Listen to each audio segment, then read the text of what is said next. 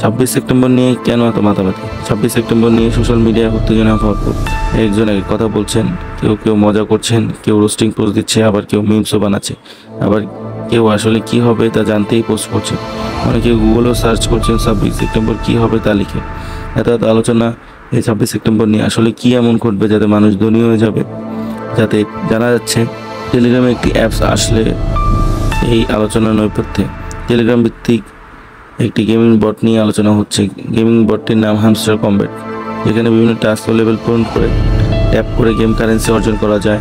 আবার এগুলোর উপর ভিত্তি করে পরবর্তী লেভেলে যাওয়া যায়। ফেসবুক, টুইটার এবং ইউটিউবে অনেকেই গেমটি বিষয়ে ব্যাপক প্রচারণা চালাচ্ছেন। মুহূর্তে ভাইরাল করছে পজিটিভ নেগেটিভ নানা মতামত।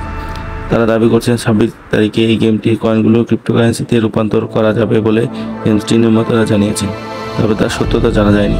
আবার কেউ বলছেন টেলিগ্রামে এমন অ্যাপ অনেক আছে, মাঝে মধ্যেই তারা গেম কারেন্সি ক্রিপ্টোকারেন্সিতে রূপান্তরের সুযোগ দিয়ে থাকে।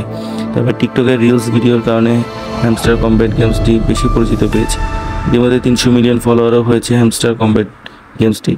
এদিকে এসব দাবির বিরোধিতা করে কেউ বলছেন, যদি এভাবে কোটিপতি বা বড়লোক হওয়া যেত তাহলে মানুষ আর কাজ করতো না।